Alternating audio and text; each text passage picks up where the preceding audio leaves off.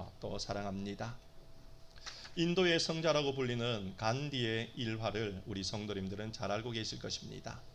간디는 어릴 적에 여타 다른 아이들과 똑같은 개구장이 일을 하면서 어린 시절을 보내었다고 합니다. 간디는 어릴 때에 친구들하고 놀고 있는 중에 어디서 맛있는 냄새가 나서 보니 가게에서 양고기를 구워서 팔고 있더라는 거죠. 수중에 가진 돈이 없었기에 그냥 놀다가 그 냄새가 너무 좋아서 어떻게 할까 고민하다가 집을 들어갔습니다. 그리고 아버지 방을 들어갔지요. 아버지 방에서 아버지께서 놓아둔 동전을 가지고 이제 그 가게에 가서 양고기를 사서 먹었다고 합니다.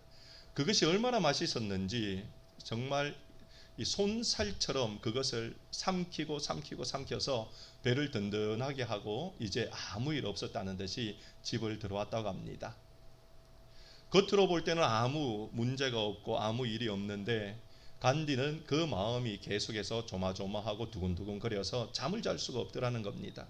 이불을 덮고 누웠는데 이리 뒤척 저리 뒤척, 그러나 마음이 부담이 되어서 잠이 들지 않자 간디는 이렇게 결심했습니다. 이렇게 마음이 불안해서 잠을 못 자는 바에 차라리 아버지에게 죄를 고백하고 야단을 맞고 편안히 자자. 그래서 일어나서 아버지 방을 가보니까 이미 불이 꺼져 있고 주무시는 것 같았습니다.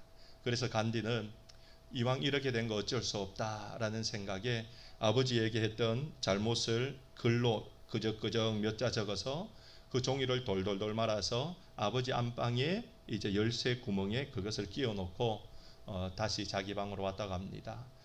그나마 이제 그렇게 죄를 고백하고 나니 마음이 편해서 그 밤을 잘 수가 있었는데, 그런데 다음날 아침이 되자 눈이 번쩍 떠지더라는 겁니다.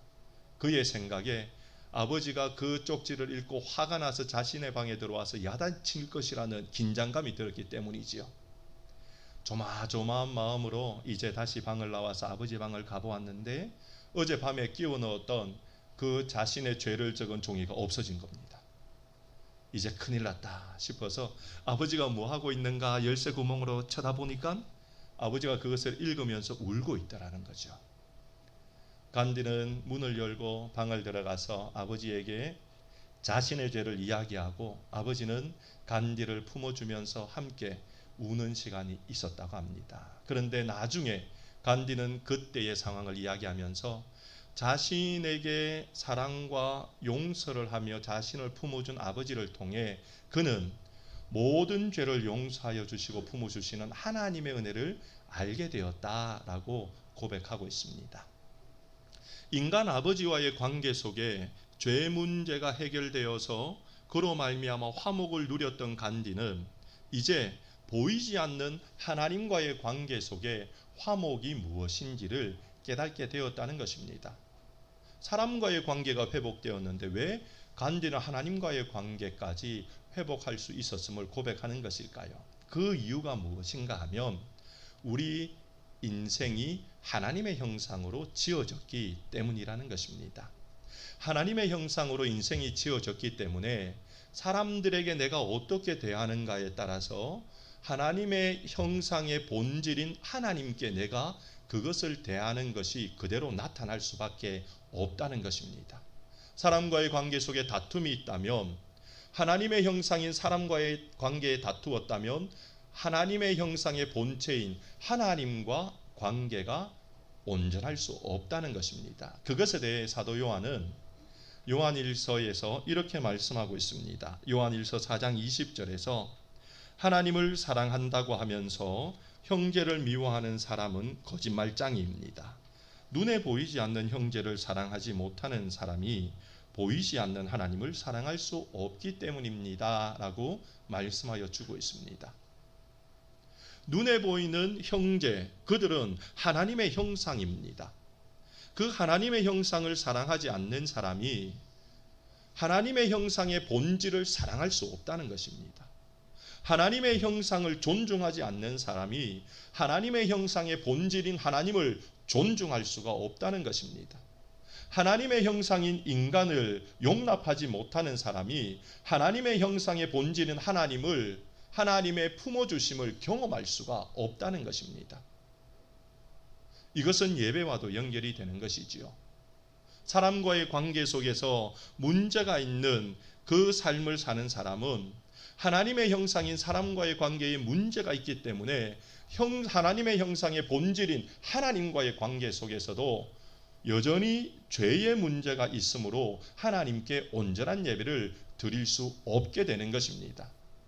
이것은 제 이야기가 아니라 하나님의 말씀입니다. 그렇기 때문에 하나님은 하나님께 예배드리러 나오기 전에 사람과의 관계, 하나님의 형상인 사람과의 관계에 막힌 부분이 있다면 그것부터 먼저 해결하고 나올 것을 속건제를 통하여 말씀하여 주고 있습니다.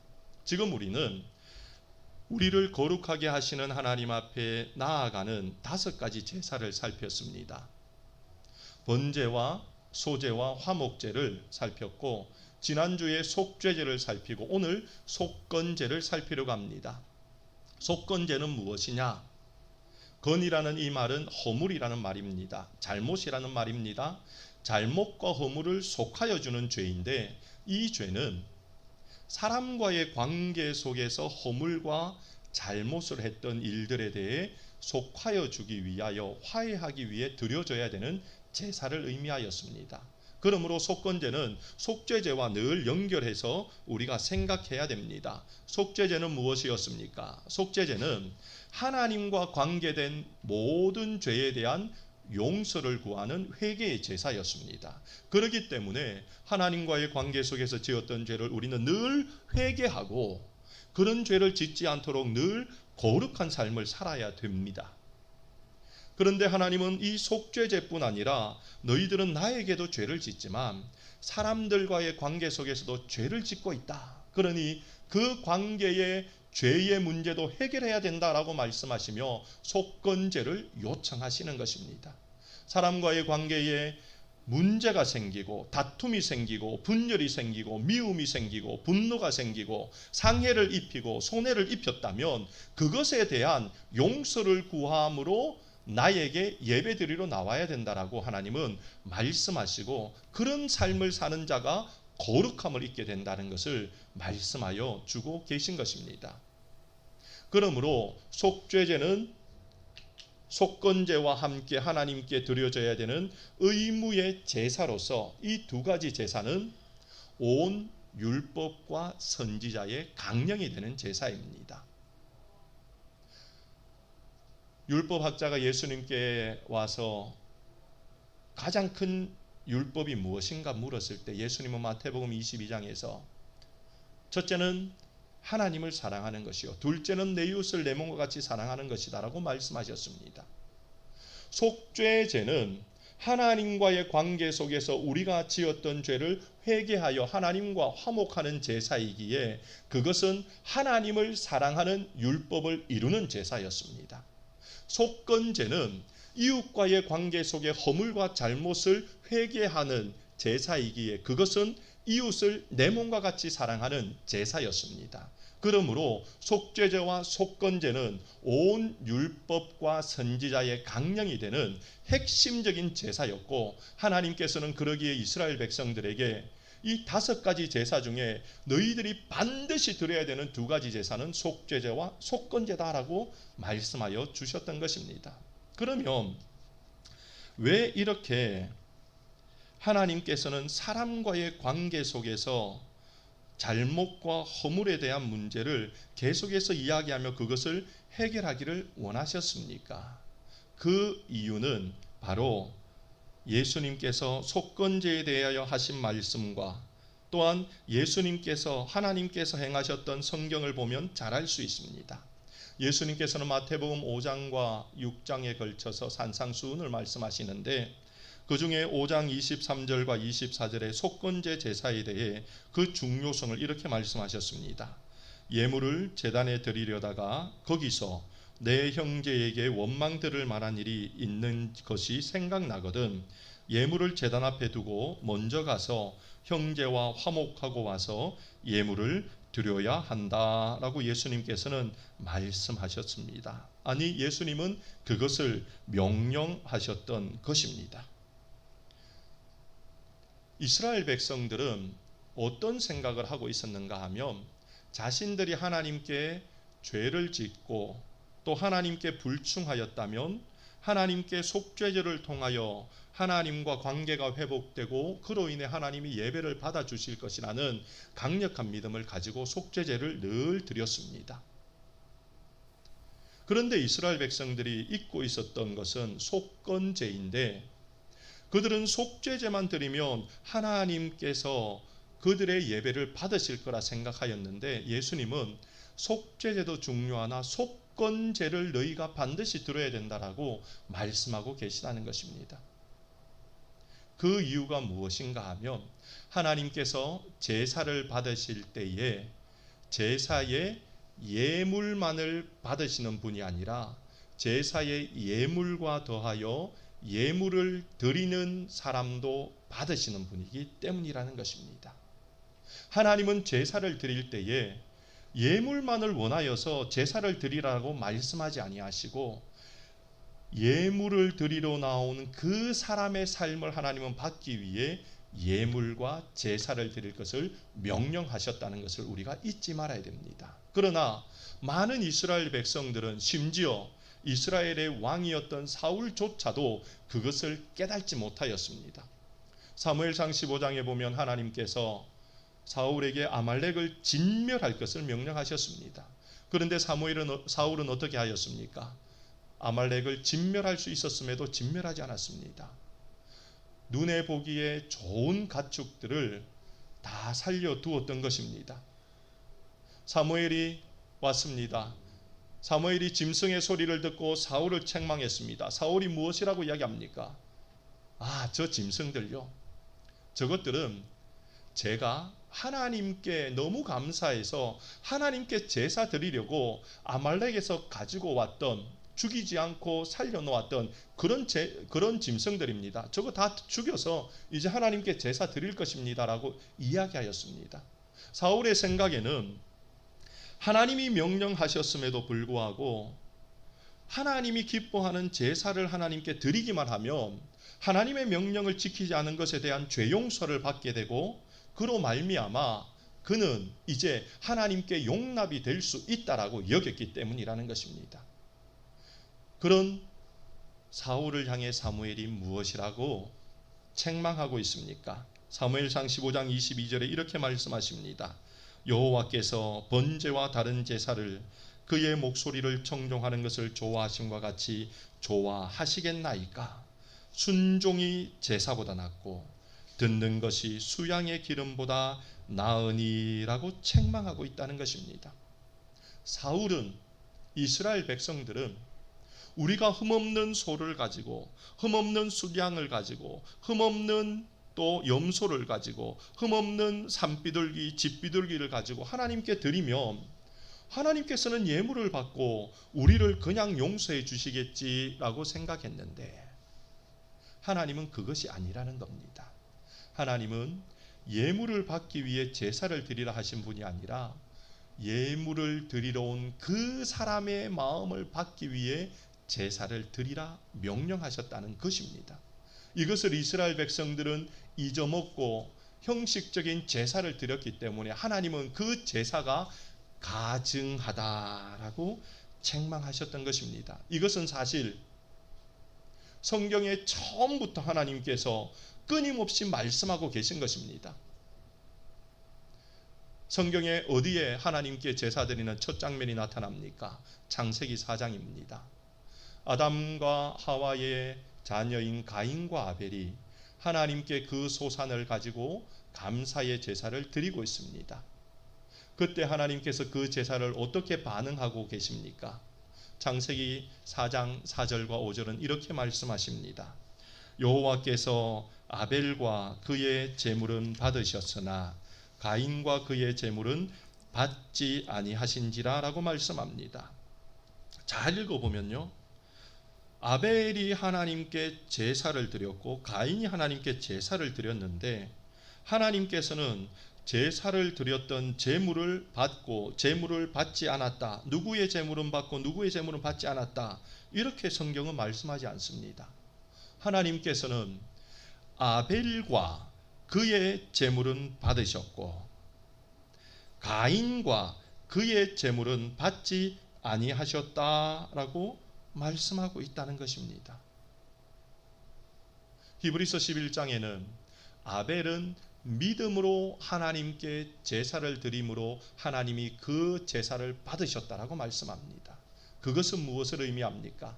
하나님께 제사 드리는 그것은 그냥 하나님께 예물을 드린다고 하나님이 예물을 받으시는 것이 아니라 제사를 드리는 사람의 그 마음과 삶, 하나님을 향한 믿음의 삶을 하나님께서 제물과 함께 받으시는 것이 제사라는 것입니다. 하나님은 그 삶이 죄 가운데 거하며 하나님을 향한 믿음이 없는 삶을 가지고 있는 자가 예배 드리러 나온, 제사 드리러 나온 그 제사는 받지 않겠다라고 분명히 말씀하시고 그것을 사울을 통해서도 말씀하셨고 끊임없이 하나님은 이스라엘 백성을 향해 말씀하심으로 바른 제사가 무엇인가를 가르쳐 주고 있다는 것입니다.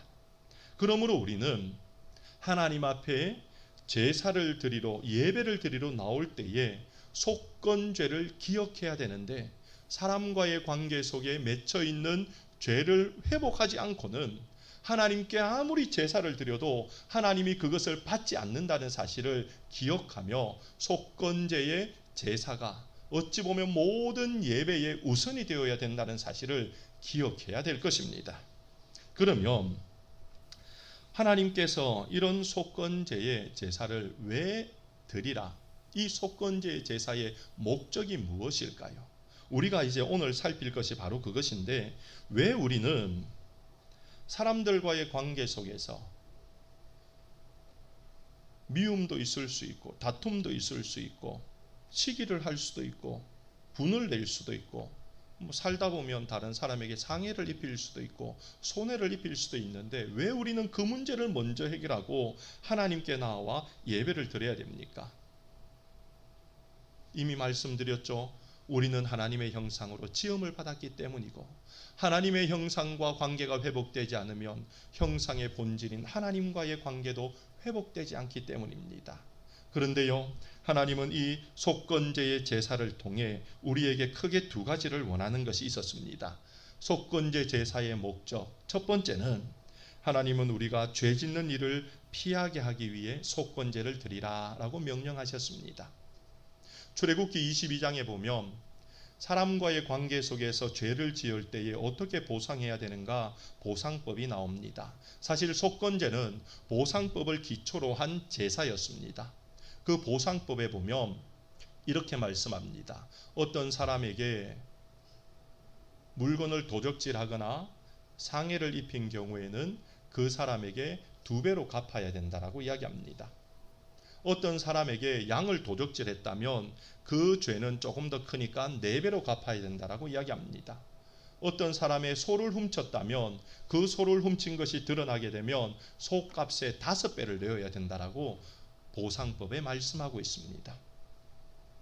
2배와 4배와 5배에 갚아주는 일, 그것은 결코 쉬운 일이 아니지요. 쉽게 말하면 내가 다른 사람 돈 100불을 훔쳤다면 들키게 되면 200불을 갚아야 된다는 것입니다. 그리고 플러스 그 죄에 대한 형벌을 받아야 된다는 거지요. 그냥 감옥에 가서 끝이는 것이 아니라는 겁니다. 그것에 대한 잘못에 대한 분명한 배상을 내가 해야 한다는 것입니다. 그래야지 그 죄의 용서함을 받을 수 있다는 것입니다. 자, 이것을 오늘날 우리의 삶에 한번 적용해 보면요, 우리가 만일 다른 사람의 것을 도적질하거나 해를 입히는 경우는 많이 없기 때문에 이것을 일상의 삶에 나타나는 것으로 바꾸어 보면 우리가 일상의 삶을 살다 보면 다른 사람을 향해 미워할 때가 있습니다. 다른 사람의 행동이 마음에 들지 않아서 마음에 이 분노가 일어날 때가 있습니다. 다른 사람과 그러다가 그것이 밖으로 나오면 다툴 때도 있습니다.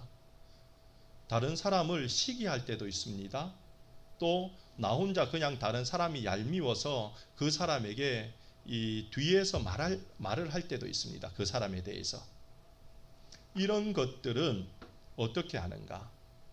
보상법에 의하면 이런 일을 했다는 것을 내가 깨달았다면, 또 이런 일이 드러나게 된다면 우리는 그냥 그것을 모른 척하고 예배 드리러 나와야 되는 게 아니라 그것을 가지고 그런 일을 했던 그 사람에게 가서 회개하여 화목을 이루고 예배의 장소에 나와야 하나님이 그 예배를 받으시겠다라고 말씀한다는 것입니다. 한번 생각해 보십시오. 여러분이 만약에 어떤 사람에 대해 뒷담화를 했다고 생각해 보십시오. 예배를 드리러 나와야 되는데 하나님이 받으시는 예배를 드려서 하나님의 풍성한 은혜를 경험하고 싶은데 내가 그냥 그것은 나만 알고 있는 일이고 그 이야기를 들은 그 사람만 알고 있는 것이지 그 대상은 모르기 때문에 그냥 모른 척하고 예배 드리러 나오면 하나님께서는 그 예배를 죄송합니다 받지 않겠다라고 말씀하십니다. 그러기에 하나님이 받으시는 예배를 통해 내가 예배 가운데 예전에 누렸던 충만한 은혜를 누리기를 원한다면 그 문제를 해결하고 나와야 된다는 거죠.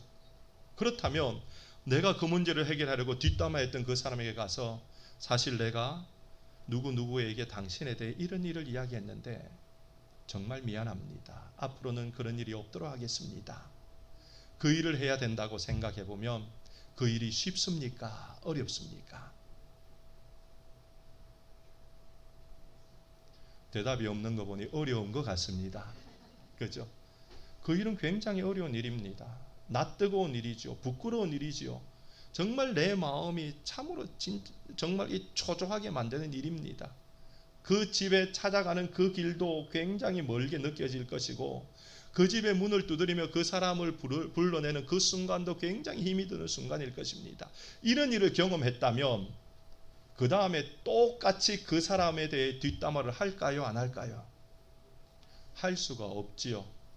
하나님께서 왜 속건제를 드리라고 했는가 하면 그것을 목적으로 드리라 했다는 것입니다.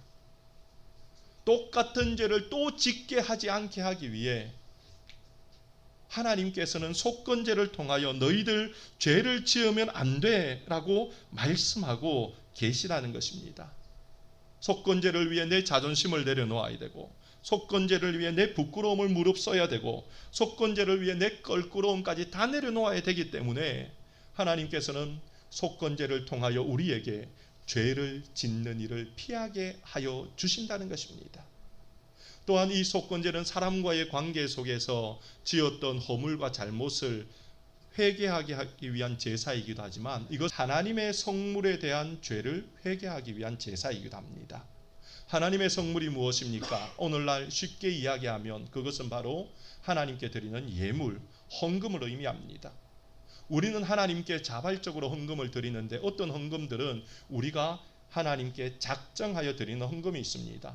주정헌금이 그럴 수 있고 성교의 예물이 그럴 수 있고 무엇보다 10의 1조의 예물 11조가 그럴 수 있습니다. 그런 것들에 대해서 하나님께 우리는 정직하게 드려야 합니다. 그런 문제에 대해서 하나님 이번 주 깜빡 잊어먹었어요. 그렇다면 다음 주 어떻게 해야 되죠? 2배로 드려야 된다는 것입니다. 하나님 제가 이번 달 제가 깜빡 잊어먹었어요 하면 다음 달은 어떻게 해야 된다고요? 2배로 드리라고 이야기합니다. 그런 일이 한 번, 2번 있게 되면 그 다음에는 어떻게 될까요? 저는 원래 건망증이 심해서 매주 잃어먹으니까 하나님 제가 계속 2배로 드릴게요 라고 고백하는 분이 있으면 과연 그런 분이 있을까요? 하나님께서는 우리에게 왜 속건제를 드리라 라고 하시는가 하면 우리로 하여서 죄를 짓지 않게 하기 위해서 하나님께서 속건제를 반드시 드리라라고 명령하고 계시다는 것입니다. 그냥 하나님께서 예물을 많이 받고 싶어서 그냥 하나님께서 나를 부끄럽게 하고 싶어서 그렇게 한 것이 아니라 내가 죄를 짓지 않는 삶을 살게 하기 위해 하나님은 배상법, 보상법을 통하여 속건제를 드리기를 원하고 계시다는 것입니다. 사랑하는 성도 여러분, 한번 우리 자신을 자세히 돌아보기를 원합니다. 내 믿음 생활이 요즘 어떻습니까? 하나님께서 예배 드리는 그 안에 나를 찾아오시어 나를 만나 주시고 내가 하나님의 풍성한 은혜를 경험하며 예배를 통해 내가 믿음이 성장하고 예배가 나에게 기쁨과 즐거움이 되고 예배를 통하여 내가 이 땅을 살아갈 힘을 얻는 예배인가? 아니면 예배가 요즘 무미건조하며 하나님 앞에 은혜도 떨어지고 그냥 의무적으로 나와 앉아있는 자리는 아닌가? 내 자신을 돌아보며 그 원인이 어디에 있는가를 살피기를 원합니다. 그것은 바로 그 출발은 속건제에 있다라고 하나님은 말씀하고 있다는 것입니다. 그러므로 우리들이 하나님의 충만한 은혜를 경험하는 예배를 누리기 위하여서 속건제의 제사를 기억하며 죄를 짓지 않기 위해 힘쓰는 자들로 살아가시기를 주님의 이름으로 축원드립니다. 속건제의 두 번째 하나님의 목적이 있습니다. 그것은 죄를 지었다면 빨리 죄를 회개하라는 의미로 하나님은 속건제를 드리게 하셨습니다. 조금 전에 우리가 배상법에 대해 출애굽기 22장의 말씀을 말씀드렸습니다. 2배로 갚아야 되고 4배로 갚아야 되고 5배로 갚아야 된다고 합니다. 너무 크지요. 물론 그렇게 갚을 때에 다음에는 절대 그런 죄를 짓지 않기 때문에 우리에게 유익이 될 것입니다. 그런데 하나님께서는 이 배상법에 해당하는 죄들은 다른 사람들 앞에 죄가 드러날 때 그렇게 반드시 해야 된다라고 말씀하시는 반면에 속건제를 통해서는 우리에게 무엇이라고 말씀하시는가 하면 너희가 죄를 지었다고 깨닫는 그 순간 다른 사람들이 그 죄를 밝혀내지 않고 아직도 모르는 그 순간 너희가 죄를 깨달았다는 것을 알았다면 너희가 그 죄를 그 즉시 회개한다면 5분의 1로 너가 갚아야 되는 것을 내가 깎아줄게 라고 하나님은 말씀하고 계시다는 것입니다. 2배로 갚아야 되는 것을 20%만 더하여 내면 된다는 것입니다. 4배로 갚아야 되는 것을 20%만 더하여 내면 된다는 것입니다. 5배로 갚아야 되는 것을 20%만 더하여 내라는 것입니다. 어쩔 때요? 내가 스스로 죄를 먼저 고백할 때에. 죄송합니다. 이런 말이 있었습니다. 자수하여 광명 찾자. 죄에 대하여 내가 먼저 자수할 때에 하나님은 그렇다면 그것은 속건제로 드리되 20%만 더하여 드리도록 하여라 라고 하나님은 말씀하십니다. 왜 그렇습니까? 하나님께서는 죄를 우리가 움켜쥐고 그게 드러날 때까지 품고 있는 것을 원하지 않기 때문이고 죄를 깨달았다면 즉시 그 죄를 드러내어서 회개하기를 원하였기 때문이라는 것입니다. 죄를 품고 있으면 그것은 천해 백해 무익한 것이 됩니다. 그러기에 죄라는 것을 우리는 끊임없이 뱉어내고 버려내야 한다는 것입니다. 조금 전에 창세기 4장의 가인과 아벨을 살폈습니다. 가인의 제사를 하나님이 받지 아니하시자 가인이 어떠했습니까? 하나님을 향하여 안색이 변하였습니다. 분노를 품었습니다. 죄를 그 안에 품게 되었습니다. 그런 가인에게 하나님은 이렇게 말씀하셨습니다. 죄가 너를 원하나 너는 죄를 다스려라. 죄가 너를 원하나 너는 죄를 다스리라라고 하나님은 말씀합니다. 영어로 보면요, 죄가 너를 가지기를 소유하기를 원한다라고 이야기합니다. 그런데 너는 죄를 주관할 수 있어야 한다라고 말씀하십니다. 즉 죄를 버려내라는 것입니다. 너 안에 지금 죄가 들어가 있구나. 그걸 밖으로 버려내야 돼라고 말씀하십니다. 그런데 가인은 어떻게 합니까? 즉시 죄를 회개해야 되는데 하나님의 말씀을 그냥 흘려버리고 죄를 마음에 품게 됩니다. 그 결과는 가인은 인류의 첫 번째 동생을 죽인 살인자가 되는 것입니다. 하나님은 우리가 죄를 품고 있기를 원치 아니하십니다. 죄를 품는 자는 마치 불을 품고 있는 것처럼 그의 몸을 태우고 그의 삶을 태우고 그의 전부를 태울 뿐 아니라 다른 사람까지 태워서 죽이는 것이기에 죄는 즉시 버려야 되는데 하나님은 그 일을 위해 속건죄를 명하셨던 것입니다. 야고보 사도는 우리에게 야고보서 1장 15절에서 이것에 대해 이렇게 말씀합니다. 욕심이 잉태한 즉 죄를 낳고 죄가 장성한즉 사망을 낳느니라 라고 말씀합니다.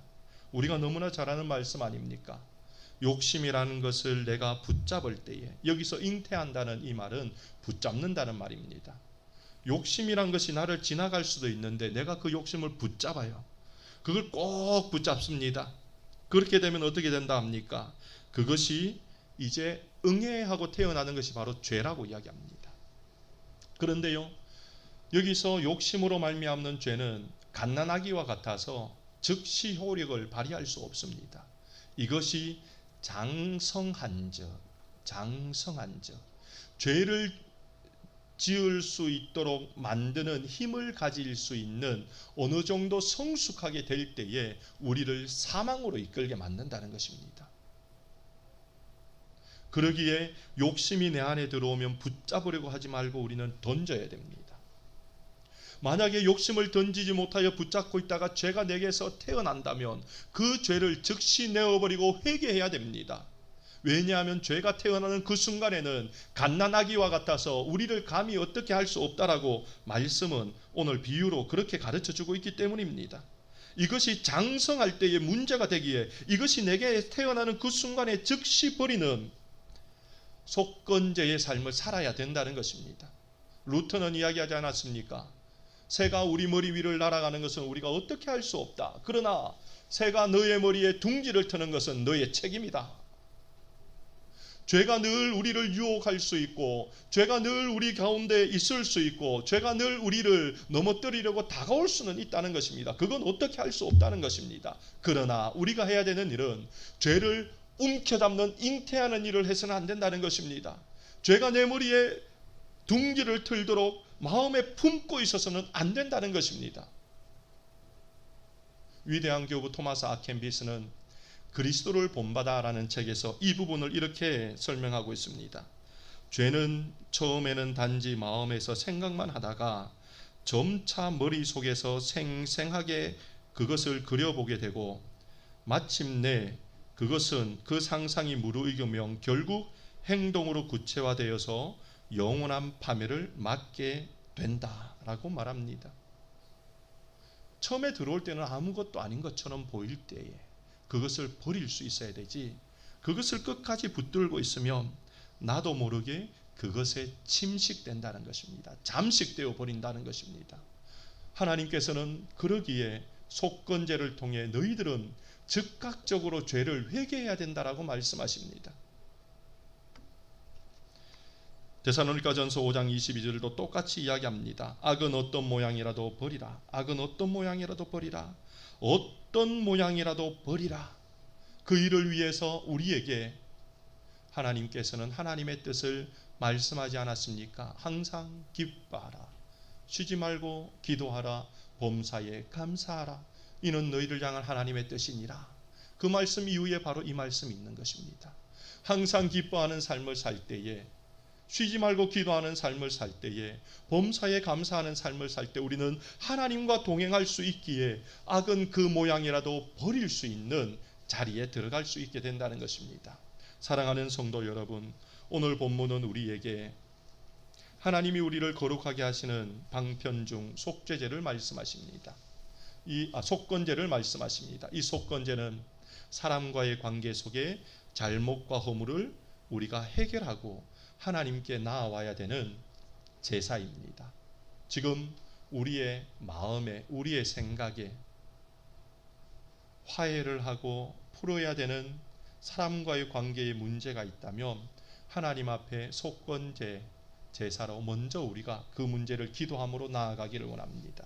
또한 우리가 내 안에 나도 모르는 붙잡고 있는 욕심이 있다면 빨리 그것을 놓는 시간이 되기를 원하고, 혹 그것을 붙잡음으로 죄가 내게 약간 상상의 나래를 펼치며 지금 나를 행동하게 만드는 그런 것들이 있다면 그것조차 내려놓는 시간이 되기를 원합니다.